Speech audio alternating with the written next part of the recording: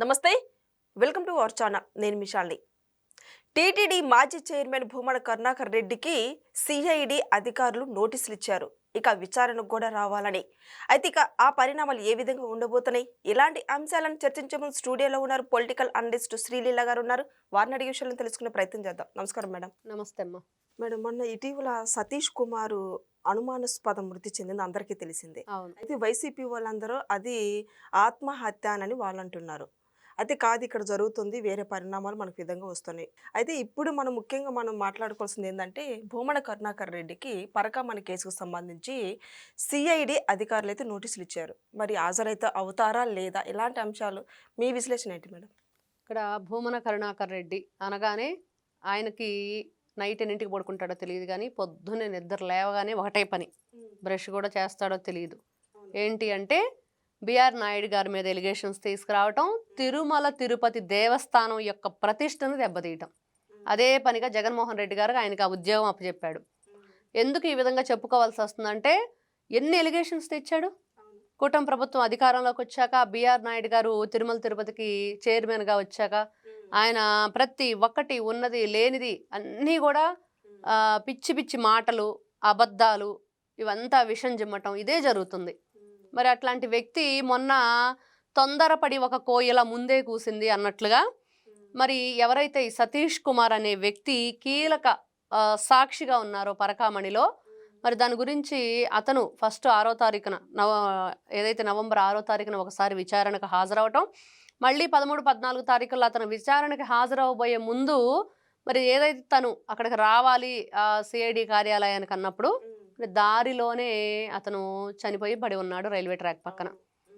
మరి ఏంటి అంటే అందరికంటే ముందు ఈ ముందు కూసిన కోయిల ఏంటంటే భూమన కరుణాకర్ రెడ్డి. ఆ కోయిల ఏమంటే ఇదిగో ఆయనది మొత్తం ప్రభుత్వమే అతనిది చావుకి రెస్పాన్సిబిలిటీ తీసుకోవాలి అన్నట్లు మాట్లాడాడు. ఆత్మహత్య చేసుకున్నాడని ఒకసారి, కూటమి ప్రభుత్వం దానికి కారణం అని ఒకసారి, మరి లేకపోతే అధికారులు ఒత్తిడి చేశారని చెప్పేసి ఒకసారి రకరకాల, ఏదైతే మనం వివేకానంద రెడ్డి గారి హత్య విషయంలో విన్నామే, రక్తపు వాంతులు, గుండెపోటు, గొడ్డలిపోటు, రకరకాలుగా అలానే సేమ్. కానీ ఏదైతే అతను చేసిన పోస్ట్ మార్టం రిపోర్ట్స్ కానివ్వండి, వైద్యులు ఇచ్చిన ఏదైతే ఆ రిపోర్ట్ ఉందో దానిలో పూర్తి విషయాలు, మెడ మీద ఒక ఏదంటే గొడ్డలి లాంటి ఆయుధంతో నరికినట్లు ఉన్నట్లుగా, అదేవిధంగా బాడీలో కూడా చాలా పార్ట్స్ ఈ బోన్స్ ఉంటాయి అవి కూడా బ్రేక్ అయినట్లుగా వాళ్ళు ఇచ్చారు, చాలా గాయాలైనవి అని. మరి దాని మీద కూడా చాలా రీకన్స్ట్రక్షన్ చేశారు కేసుని. ఎన్ని విధాలుగా చూసినా కూడా అతన్ని ఏ విధంగా చంపారు అంటే, ఈ రోజున అతనితో పాటు ఆ ట్రైన్లో ఆ కోచ్లో ఎవరెవరు ప్రయాణం చేశారు, మరి ఆ తోటి ప్రయాణికులు ఎవరు, చాలా కొన్ని వేల మందిని ఈ రోజున ప్రశ్నించవలసిన అవసరం ఉంది. కానీ ఇవన్నీ పక్కన పెడితే అసలు ముందుగానే ఈ కోయిల కూసింది కదా, మరి ఎందుకు ఇట్లాంటి మాటలు మాట్లాడింది, ఎందుకు మీరు ఇట్లాంటి అనుమానాలు వ్యక్తపరిచారు? పరకామణి కేసులో గతంలో రక్త చరిత్ర చూసాం, రక్త చరిత్ర 1, 2, పరిటాల రవి గారి విషయం కానీ, అటు వివేకానంద రెడ్డి గారి విషయం కానీ, మరి దాంతోపాటు అనుమానంగా సాక్షులు, ముద్దాయిలు అందరూ కూడా మరణించారు. మరి ఈ రోజున ఇతను కూడా దాంట్లో సాక్షిగా ఉన్నారు. ఎవరైతే రవి అనే వ్యక్తి కొట్టేశారో డబ్బులు, మరి అతని దగ్గర నుంచి వీళ్ళు రికవరీ చేసే పేరుతోటి ఆయన ఆస్తులు తీసుకున్నప్పుడు అది పబ్లిక్గా ఎందుకు చేయాలి, ట్రాన్స్పరెంట్గా ఎందుకు చేయాలి, 10 మంది సమక్షంలో చెయ్యాలి కదా. ఇదిగో ఇది భగవంతుని సొమ్ము, ఎంతో మంది లక్షల మంది భగవంతునికి అర్పిస్తున్నారు కానుకల రూపంలో. మరి అట్లాంటిది ఆయన కొట్టేసినప్పుడు దాన్ని 10 మందిలో నిలబెట్టి ఇదిగో తప్పు చేశాడు, ఈ తప్పుకి ఈ విధంగా మేము రికవరీ చేస్తున్నామని చెప్పి చెప్పాలి. దొంగలు ఊళ్ళు పంచుకున్నట్లుగా మీరే పంచుకొని చెట్టు కింద పంచాయతీ చేసేసి ఈ రోజున మరి మధ్యలో అది ఒకసారి తను ఎవరైతే ఆ రోజు పట్టుకొని దాని మీద కేసు నమోదు చేశారో సతీష్ కుమార్ గారే, ఫస్ట్ 2023లో అతనే కేసు నమోదు చేయటం కానివ్వండి, దాని మీద మరి అతను ఇదిగో ఈ విధంగా దొంగతనం చేశాడు అని చెప్పటం, అన్నిట్లో కూడా ఈయన కీలక పాత్ర పోషించారు. ఈ రోజున అతను లేకపోవటం, అదేవిధంగా ఈ రోజున భూమన కరుణాకర్ రెడ్డి మీరన్నట్లుగా నిజంగా హాజరవుతాడా, సమాధానం చెప్తాడంటే, మొన్న గో వధ అని చెప్పేసి గోశాల గురించి చాలా ఇబ్బందికరమైన వ్యాఖ్యలు చేశారు, మీరు చాలా హంగామా సృష్టించారు, దాని మీద ఒకసారి పోలీస్ స్టేషన్కి వస్తే మాట్లాడాలి అంటే వెళ్ళారు. దాదాపుగా 60 ప్రశ్నలు పోలీసులు అడిగినవైను, ఎక్కడ దేనికి కూడా పొంతన లేని సమాధానం, లేకపోతే సైలెంట్గా ఊరుకోండటం, అసలు నేను గో వధ అనలేదు వ్యధ అన్నానని చెప్పేసి ఫ్లైట్ ఫిరాయించడం. ఇది రేపు కూడా ఇలానే చేస్తాడు, తెలియదు, గుర్తులేదు, మర్చిపోయా, అంతగా ఏది చెప్పటానికి కూడా ఆన్సర్ లేకపోతే సైలెంట్గా ఊరుకోవటం. ఇది వీళ్ళ దగ్గర ఉన్న ఆయుధాలు ఏంటి అంటే వైఎస్ఆర్సీపీ పార్టీకి సంబంధించిన వ్యక్తులు ఎవరైనా సరే వాళ్ళు చేసిన ఎలిగేషన్స్ రాంగ్ అని చెప్పి తెలిసిన తర్వాత పోలీసులు ఎవరైనా సరే దాని గురించి రెస్పాన్సిబిలిటీ తీసుకొని వాళ్ళ మీద కేసు నమోదు చేసినప్పుడు పోలీసులు ఆ కేసు తీసుకొని ఫైల్ చేసి ఆ వ్యక్తుల్ని విచారణకు పిలిచినప్పుడు వాళ్ళు మాట్లాడుతున్న వైనం. మేడం మరి ఇప్పుడు భూమన కరుణాకర్ రెడ్డి ఇప్పుడు హాజరైతే మరి ఇటు సతీష్ కుమార్ అత్తిది ఏమైనా క్వశ్చన్స్ అడిగే అవకాశం ఉందంటారా? మరి పరకామణి కేసుకు సంబంధించి నిజాలు ఒప్పుకునే అవకాశం ఉందంటారా మేడం? పరకామణి కేసు విషయంలో మనం చూసాం. ధర్మారెడ్డి, సుబ్బారెడ్డి వీళ్ళందరినీ విచారణ చేయటం కానీ వీళ్ళు చెప్పిన సమాధానాలు ఎక్కడా కూడా ఒకదానికి ఒకదానికి సంబంధం లేనివి. మరి అలాంటి సంబంధం లేని ఆన్సర్స్ చెప్పినప్పుడు మరి అక్కడ చూస్తే సుబ్బారెడ్డి ఒక మాట అన్నాడు, నేను ఒక్కడనేనా అంటే అనుకున్నాడు ఎవడని చెప్పి సినిమాలో డైలాగ్ లాగా, నేను ఒక్కడనే దొంగనా కాదు కదా అన్నట్లుగా. అప్పుడు వీళ్ళ మీద కూడా దాంట్లో మనకు అర్థమవుతుంది, ఓహో ఎవరు ఆ అధికారులు, ఎవరు ఆ పై వాళ్ళ ఒత్తిడి, ఎవరు వీళ్ళ చేత చేయించింది అనేది. కాబట్టి ఖచ్చితంగా ఈయనకు కూడా సేమ్ క్వశ్చన్స్ వస్తాయి. దాంట్లో వాళ్ళకి ఏదైతే సమాచారం ఉందో సిఐడి వాళ్ళు ఏదైతే ఎంక్వైరీ చేశారో ఆ సమాచారంలో మరి వాళ్ళకి దేంట్లో అనుమానం ఉందో దాని మీద ఖచ్చితంగా క్వశ్చన్స్ అడుగుతారు. మరి అంతే గోశాలకు సంబంధించి ఉంటుంది, వాటికి పెట్టిన ఫుడ్ కల్తీ అయ్యింది అని చెప్పి ఈయన చెప్తున్నాడు కదా, ఏ ఫుడ్డో ఏంటో అవన్నీ కూడా జగన్మోహన్ రెడ్డి స్వయంగా చెప్పినట్టున్నాడు. అందుకని నెయ్యి సరిగ్గా లేదని. అసలు వీళ్ళు రూల్స్ని ఎందుకు బ్రేక్ చేశారు, అదేవిధంగా రూల్స్ని కూడా వీళ్ళకి అనుకూలంగా మార్చుకున్నారు. ఏంటి 3 సంవత్సరాలు పాల ఉత్పత్తి ఉండవలసిన కంపెనీకి మనం ఇవ్వాలి ఈ నెయ్యికి అని చెప్పేసి ఇవ్వకుండా దాన్ని సంవత్సరానికి కుదించారు. మరి ఆ సంవత్సరం అయినా సరే వాళ్ళకి అసలు పాల ఉత్పత్తి ఉందంటే బోలేబాబా లాంటి వాళ్ళకి అసలు పాల ఉత్పత్తే లేదు. మరి నెయ్యి ఎక్కడి నుంచి వస్తుందని చెప్పి వీళ్ళ ఆలోచన. సరే ఇవన్నీ ఒకటైతే ఇవంతా కూడా బాగుంది, మీరు మంచి నెయ్యే. సుబ్బారెడ్డి కూడా చేతి మీద నెయ్యి వేసుకొని మరి స్మెల్ చూసి దాన్ని ఓకే చేశాడు.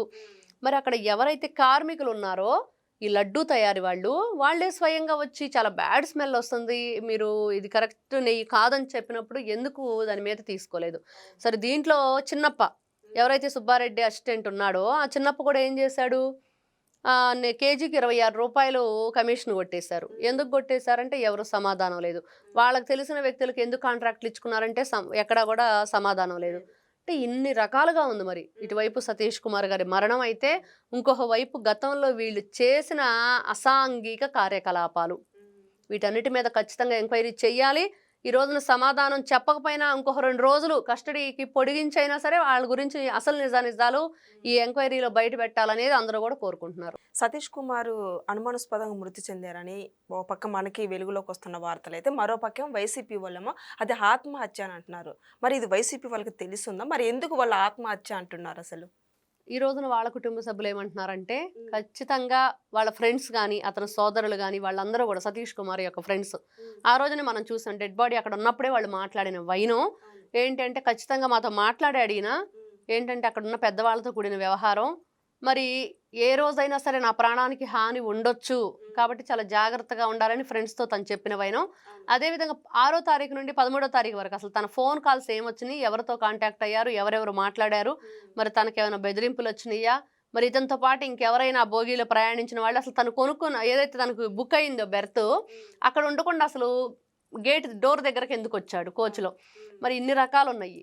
మరి తర్వాత చూస్తే వీళ్ళు చెప్తున్న హత్య మరి వైఎస్ వివేకానంద రెడ్డి గారి విషయంలో కూడా అదే కదా, వీళ్ళు ఫస్ట్ సొంత కూతురికే అబద్ధం చెప్పి ఆవిడ హైదరాబాద్ నుంచి వచ్చే టయానికి మీరు మొత్తం పువ్వులతో కవర్ చేసేసి కుట్లేసేసి రక్తపు మరకలని కడిగేసేసి బాడీలో ఉన్న రక్తం అంతా పోయింది, బాత్రూంలో అదంతా కడిగేశారు, డ్రెస్సులు మార్చారు, చాలా చేశారు. మరి ఆ కృష్ణారెడ్డి అనే వ్యక్తి ఏం చేశాడు, సునీత గారి మీద తిరిగి కేసు పెట్టాడు, కూతురు ఆల్రెడీ చంపేశారు ఆస్తి కోసం అని. అట్లాగే వీళ్ళు కూడా ఏదో ఒక విధంగా దాన్ని మసిబూసి మారేడుకాయ చేయాలని చెప్పి చూస్తున్నారు. అది జరగని పని. ఎన్ని ప్రయత్నాలు చేసినా ఈ రోజున చట్టం, ధర్మం, న్యాయం అనేది ఉన్నది. అన్నిటికంటే కలియుగ ప్రత్యక్ష దైవం వెంకటేశ్వర స్వామి ఖచ్చితంగా వీళ్ళకి శిక్ష వేసి తీరుతారనేది వాస్తవం. ఎందుకంటే ఇన్ని లక్షల మంది నమ్ముతున్నారు కదా స్వామిని. ఎంత దైవానుగ్రహం ఉండాలి, ఎంత దైవ బలం ఉండాలి, మరి ఎంత ఆ గుడికి ఎంత ప్రతిష్ఠ ఉంది, ఆలయానికి ఆ ప్రదేశానికి. మరి అట్లాంటి స్వామివారి దగ్గరే వీళ్ళు అన్యమతస్తుల్ని పెట్టడం, ఇష్టానుసారంగా వాళ్ళకి భక్తులకి పెట్టే భోజన వస్తు ఏదైతే ఉందో దాన్ని కూడా వీళ్ళు ఆ రోజున దుర్వినియోగం చేశారు. ఎక్కడా కూడా పాపం వాళ్ళు భోజనం చేయడానికి కూడా ఇబ్బంది పడిన పరిస్థితి వీళ్ళు పెట్టిన భోజనం చూసి. మరి ఈ రోజున చూస్తే అంబటి రాంబాబు లాంటి వాళ్ళు కూడా డైరెక్ట్గా వచ్చేసి తిని అబ్బా సూపర్గా ఉందని చెప్పారు. మరి అంతే కదా, మరి చూశారు గట్టిగా పడింది పాపం కౌంటర్, ఆయనకి తట్టుకోలేక మళ్ళీ వచ్చేసి ఏదో మాట్లాడాడు. అట్లాగే వాళ్ళు ఏంటంటే వాళ్ళు చెయ్యరు, ఎదుటి వాళ్ళు చేస్తే ఒకవేళ వాళ్లే తట్టుకోలేక పొగిడేస్తే దాని మీద కూడా మళ్ళీ వాళ్ళ మీద కొత్తగా ఇబ్బందికరమైన సిచ్యువేషన్స్ చేస్తూ ఉంటారు. దానికి మళ్ళీ వాళ్ళేమో మేము అలా చెప్పలేదు ఇలా చెప్పలేదు అని చెప్పేసి ఎక్స్ప్లెనేషన్ ఇవ్వటం. ఏదేమైనా ఎవరైనా ఒప్పుకొని తీరవలసిందే. కూటమి ప్రభుత్వం చాలా బాగా చేస్తుంది. చక్కగా కూడా భక్తులకు కానీ బిఆర్ నాయుడు గారు తిరుమల తిరుపతి దేవస్థానంలో తను ఆ విధంగా నియమింపబడటం తన అదృష్టంగా భావిస్తున్నారు. పదే పదే ఆయన చెప్పుకునేది ఏంటంటే, నేను ఎప్పుడు సేవగానే భావిస్తున్నాను, స్వామివారి సొమ్ము నేను ఒక రూపాయి కూడా ముట్టను, కనీసం తాగే టీ కానీ మంచినీళ్ళు కూడా నేను ఇంటి దగ్గర నుంచి తెచ్చుకోవటం, ఆయన డబ్బులతో కొనుక్కోవటం చేస్తానని కూడా చెప్పడం వాస్తవం. ఇవన్నీ కూడా ఒకసారి మనం ఆలోచించుకోవాలి. భగవంతుని పట్ల ప్రేమ, భగవంతుని పట్ల గౌరవం, భక్తి అవి ఉన్నవాళ్ళు మాత్రమే ఈ విధంగా ఉండగలుగుతారు, చేయగలుగుతారు. ఈ రోజున ఎంతోమంది భక్తులను చూస్తున్నాం. గతంలో కంటే ప్రదేశాలు కొన్ని ప్రదేశాల్లో ఎప్పుడు నీట్గా ఉండదు, ఆ ప్రదేశాల్లో కూడా నీట్గా ఉంటుందని చెప్తున్న వైనం భోజనం అంబటి రాంబాబు చెప్పిన తర్వాత స్వయంగా మరి ఇట్లాంటి విషయాలన్నీ కూడా దృష్టిలో పెట్టుకొని ఎవరు గతంలో అప్రదిష్ట పాలు చేశారు, మరి దాన్ని కప్పిపుచ్చుకోవడానికి వాళ్ళ అబద్ధాలు దొంగతనాలు బయటపడకుండా ఉండటానికి ఎలాంటి కుట్రలు పడుతున్నారు అనేది కూడా అది కొద్ది రోజుల్లోనే తేలబోతుంది. అదేవిధంగా వీళ్ళందరూ కూడా శ్రీకృష్ణ జన్మస్థానానికి అయితే వెళ్ళటం ఖాయం అనేది ఈ రోజున ప్రజలు ముక్త కంఠంతో చెప్తున్నమాట. Thank you madam. నమస్తే.